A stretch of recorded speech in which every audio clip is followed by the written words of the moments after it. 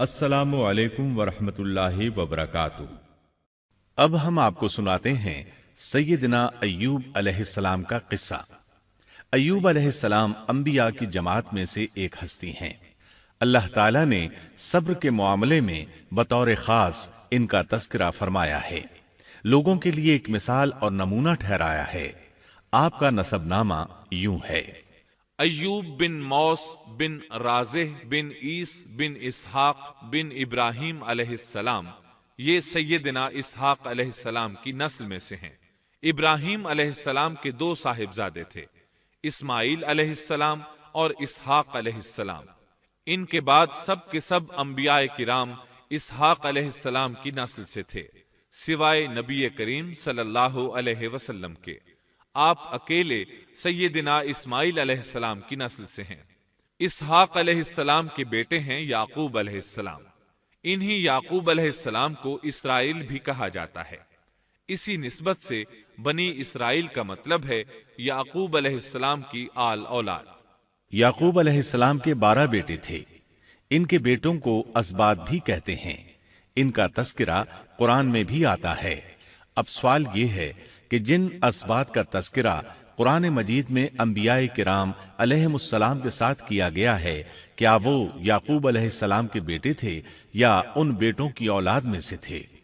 اکثر علماء کرام نے یہ اشارہ دیا ہے کہ اسباط لفظ سے جن انبیاء کرام علیہم السلام کی طرف اشارہ کیا گیا ہے وہ یعقوب علیہ السلام کے بیٹے نہیں ہیں، اس لیے کہ انہوں نے تو یوسف علیہ السلام کے قتل کی کوشش کی تھی، اپنے والد سے جھوٹ بولا تھا، ایسے اور بھی غلط کام کیے تھے، تو ان حرکات کے کرنے والے انبیاء نہیں ہو سکتے، جبکہ اسباط سے مراد وہ انبیاء کرام ہوں گے جو ان بیٹوں کی نسل سے آئے ہوں گے۔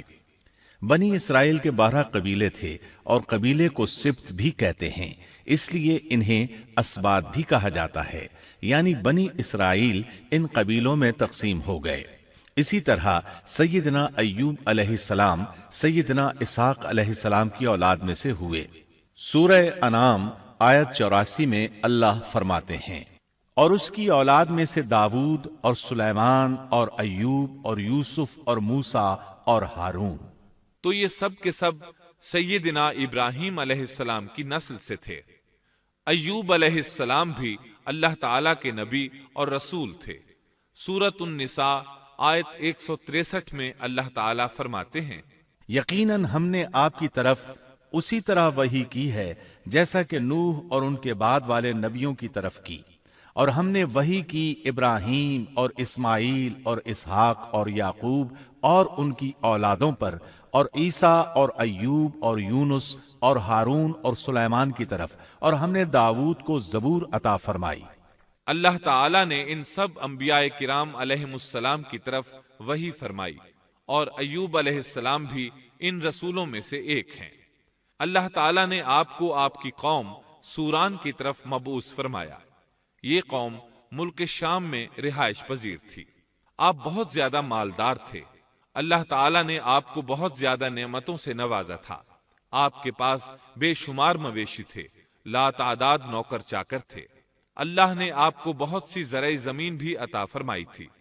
آپ تاجر بھی تھے، تجارت کا سلسلہ دور دور تک پھیلا ہوا تھا۔ اللہ تعالیٰ نے آپ کو کثیر اولاد بھی عطا فرمائی تھی۔ آپ کے ہاں 7 بیٹے اور 7 بیٹیاں تھیں۔ آپ خود بھی صحت مند اور طاقتور تھے۔ آپ کے اصحاب کی تعداد بھی کافی تھی۔ گویا اللہ تعالیٰ نے آپ کو گوناگون نعمتوں سے نوازا تھا۔ آپ روئے زمین پر نعمتوں سے مالا مال شخص تھے۔ اللہ تعالیٰ نے آپ کو آزمانا چاہا تاکہ بعد میں آنے والے لوگوں کے لیے آپ صبر کی مثال بن جائیں۔ آخر صبر کا مرحلہ شروع ہو گیا۔ آپ کا سب مال و متاع ہلاک ہو گیا، یہاں تک کہ آپ فقیر ہو گئے۔ آپ کی زندگی ہی میں آپ کی ساری اولاد اللہ کو پیاری ہو گئی۔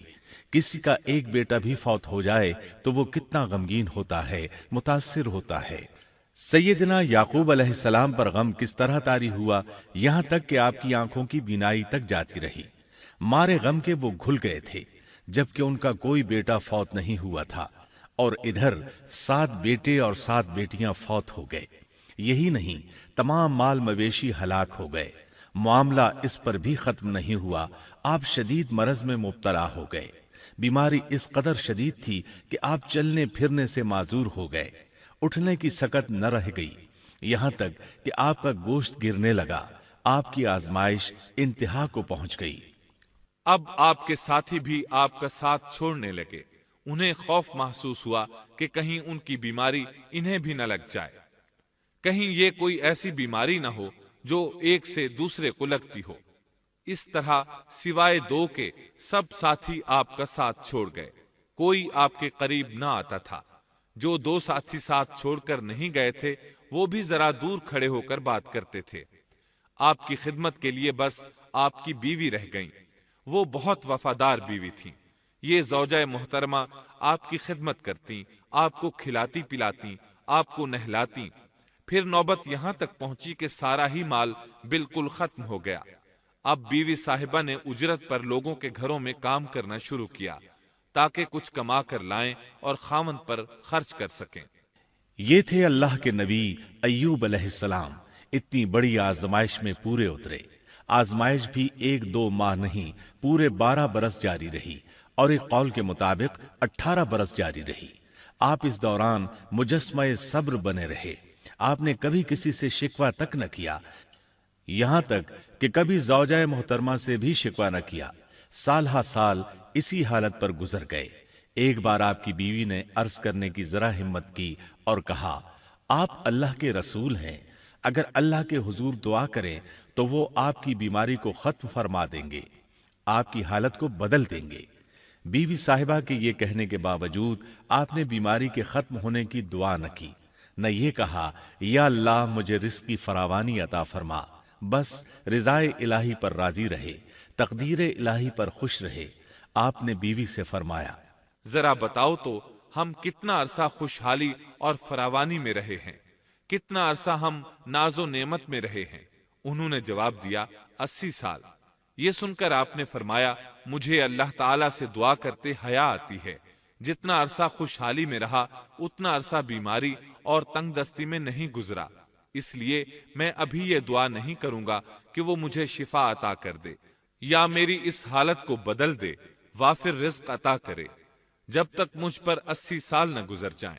جس طرح میں 80 سال ناز و نعمت کی بہاریں دیکھتا رہا، اسی طرح 80 سال تک میں اسی حالت پر صبر کا دامن تھامے رہوں گا، تندرستی کا سوال نہیں کروں گا۔ آپ کے اس جواب پر بیوی صاحبہ مایوس ہو گئیں، اس لیے کہ انہیں تو بیماری کے ختم ہونے کی اور اچھے دنوں کے دوبارہ آنے کی امید تھی۔ آپ کی بات سن کر وہ بولیں، تب یہ آزمائش کی گھڑی کب ختم ہوگی؟ چونکہ اس بات سے اللہ تعالیٰ کی ناشکری ہوتی تھی، اس لیے ایوب علیہ السلام ناراض ہو گئے۔ انہوں نے اللہ کے نام کی قسم کھائی کہ اگر اللہ تعالیٰ نے مجھے شفا عطا فرمائی تو میں انہیں 100 کوڑے ماروں گا۔ دوسری طرف نوبت یہاں تک پہنچی کہ لوگوں نے آپ کی بیوی صاحبہ کو کام دینے سے انکار کرنا شروع کر دیا۔ ان کا خیال تھا کہیں ان کے شوہر کی بیماری انہیں بھی نہ لگ جائے۔ وہ سمجھتے تھے کہ ایوب علیہ السلام کی بیماری چھوت کی ہے، لہٰذا یہ بیماری ان کی بیوی کے واسطے سے انہیں بھی لگ سکتی ہے۔ جب معاملہ یہاں تک پہنچ گیا تب آپ نے ایک چھوٹی سی بات کہی، اس میں بھی کوئی واضح دعا نہیں تھی، جبکہ اس وقت سے بڑھ کر دعا کے لیے کون سا وقت ہو سکتا تھا۔ آپ کی اس بات کو اللہ تعالیٰ نے قرآن مجید میں بیان فرمایا ہے۔ سورہ انبیاء آیت 83 میں ہے، اور ایوب کی اس حالت کو یاد کرو جبکہ اس نے اپنے پروردگار کو پکارا کہ مجھے یہ بیماری لگ گئی ہے اور تو رحم کرنے والوں سے زیادہ رحم کرنے والا ہے۔ مجھے آزمائش نے آ لیا ہے اور تو ارحم الراحمین ہے۔ مطلب یہ کہ آپ نے واضح الفاظ میں دعا نہیں فرمائی، یہ نہیں فرمایا الہی مجھے تندرستی عطا فرما، الہی مجھے رزق عطا فرما اور میری حالت ایسی ایسی ہو گئی ہے، تو رحیم و کریم ہے، بلکہ یوں کہا وَأَنْتَ أَرْحَمُ الرَّاحِمِينَ، عرض کیا میری نسبت میری حالت کو تو ہی بہتر جاننے والا ہے۔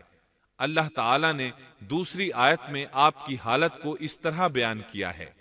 سورہ سواد آیت 41 میں اللہ تعالیٰ فرماتے ہیں، اور ہمارے بندے ایوب کا بھی ذکر کر، جبکہ اس نے اپنے رب کو پکارا کہ مجھے شیطان نے رنج اور دکھ پہنچایا ہے۔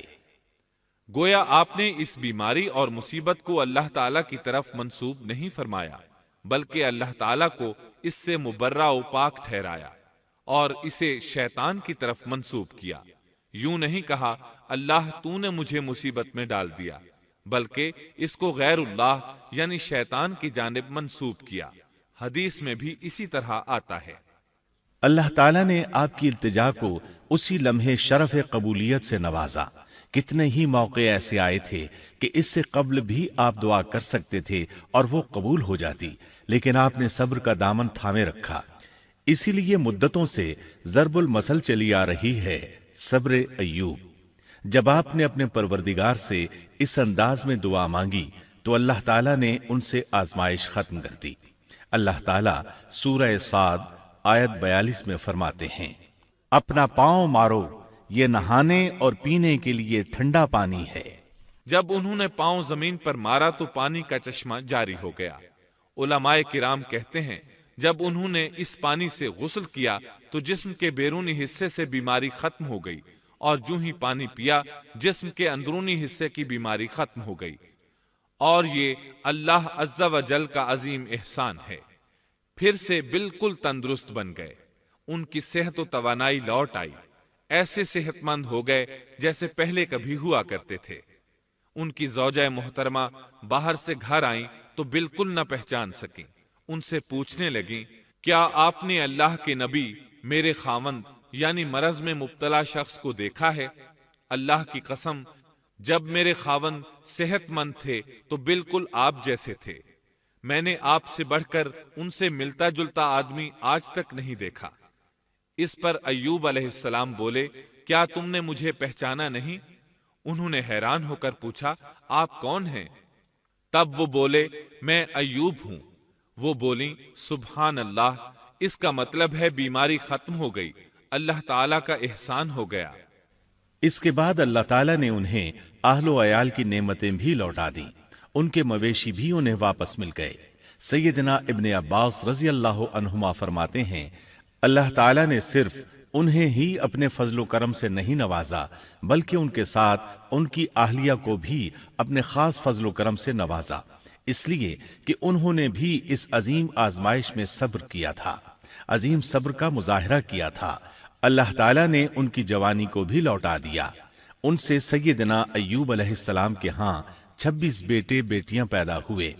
یہ روایت بھی ملتی ہے کہ 26 بیٹے ہی بیٹے تھے، بیٹیاں اس کے علاوہ تھیں۔ اللہ تعالیٰ سورہ انبیاء آیت 84 میں فرماتے ہیں، ہم نے اس کو اہل و عیال عطا فرمائے، بلکہ ان کے ساتھ ویسے ہی اور اپنی خاص مہربانی سے، تاکہ سچے بندوں کے لیے سبب نصیحت ہو۔ مطلب یہ کہ ان کی جوانی واپس کر دی، مال و دولت لوٹا دیا، اور یہ چیزیں انہیں فوراً واپس کر دی تھیں۔ جسمانی صحت بھی واپس فرمائی اور دنیاوی دولت بھی واپس کر دی۔ امام بخاری، امام احمد اور دیگر محدثین نبی کریم صلی اللہ علیہ وسلم سے روایت بیان کرتے ہیں کہ نبی کریم صلی اللہ علیہ وسلم نے فرمایا، جب سیدنا ایوب علیہ السلام غسل فرما رہے تھے تو ان پر ٹڈیوں کی موسلا دھار بارش ہونے لگی۔ یہ ٹڈیاں کیا تھیں؟ وہ سونے کی ٹڈیاں تھیں۔ اللہ تعالیٰ ان کو غسل کے دوران ہی اتارنے لگے۔ ایوب علیہ السلام نے ان کو کپڑے میں جمع کرنا شروع کیا۔ اس پر اللہ تعالیٰ نے فرمایا، اے ایوب، کیا میں نے تجھے مالدار نہیں بنا دیا؟ اس نئے نازل ہونے والے مال سے بے پرواہ نہیں بنا دیا؟ ایوب علیہ السلام نے عرض کیا، جی ہاں میرے پروردگار، لیکن میں آپ کی رحمت اور برکت سے تو بے پرواہ نہیں ہو سکتا۔ ان کا مال و دولت سب واپس مل گیا، اہل و عیال بھی مل گئے، صحت بھی پلٹ آئی۔ یہ سب اللہ کے خاص فضل و کرم سے تھا اور اس عظیم صبر کے صلے میں تھا جو انہوں نے کیا تھا۔ اللہ تعالیٰ نے ان کی اہلیہ محترمہ پر بھی نرمی فرمائی، جیسا کہ سورہ صاد آیت 44 میں فرماتے ہیں، اور اپنے ہاتھ میں تنکوں کی ایک جھاڑو پکڑو۔ بالکل باریک تنکوں کی ایک جھاڑو لو، اس میں 100 تنکے ہوں، ان کو اکٹھا کر لو۔ اس کے بعد فرمایا، جھاڑو سے اسے مار اور قسم کے خلاف نہ کر۔ مطلب یہ کہ ایوب علیہ السلام نے اپنی بیوی کو 100 کوڑے مارنے کی قسم کھائی تھی۔ اللہ نے یہ تدبیر سمجھائی کہ 100 تنکوں کا جھاڑو لے کر ایک بار انہیں مارو اور قسم پوری کرو، قسم کی خلاف ورزی نہ کرو، اس طرح آپ کی قسم بھی پوری ہو جائے گی اور بیوی کو بھی تکلیف نہیں پہنچے گی۔ تو اس طرح اللہ تعالیٰ نے ان کی زوجہ محترمہ پر خاص مہربانی فرمائی۔ اللہ سورہ انبیاء آیت 83 اور 84 میں فرماتے ہیں، ایوب کی اس حالت کو یاد کرو جبکہ اس نے اپنے پروردگار کو پکارا کہ مجھے یہ بیماری لگ گئی ہے اور تو رحم کرنے والوں سے زیادہ رحم کرنے والا ہے، تو ہم نے ان کی سن لی اور جو دکھ انہیں تھا اسے دور کر دیا اور انہیں اہل و عیال عطا کر دیے، بلکہ ان کے ساتھ اپنی مہربانی سے ویسے ہی اور عطا کر دیے تاکہ سچے بندوں کے لیے نصیحت کا سبب ہو۔ اسی طرح اللہ تعالی سورہ صاد آیت 41 تا 44 میں فرماتے ہیں، اور ہمارے بندے ایوب کا بھی ذکر کیجئے جب انہوں نے اپنے رب کو پکارا کہ مجھے شیطان نے رنج اور دکھ پہنچایا ہے، اپنا پاؤں مارو، یہ پینے اور نہانے کے لیے ٹھنڈا پانی ہے، اور ہم نے انہیں ان کا پورا کنبہ عطا فرمایا، بلکہ اس کے ساتھ اپنی خاص رحمت سے اور عقل مندوں کی نصیحت کے لیے اتنا ہی اور بھی عطا کر دیا، اور اپنے ہاتھ میں تنکوں کی ایک جھاڑو لے کر مار دیں اور قسم کے خلاف نہ کریں، سچ تو یہ ہے کہ ہم نے اسے بڑا صابر بندہ پایا، وہ بہت نیک تھے اور بہت ہی رغبت رکھنے والے تھے۔ یہ ذکر تھا سیدنا ایوب علیہ السلام کا جو اختتام کو پہنچا۔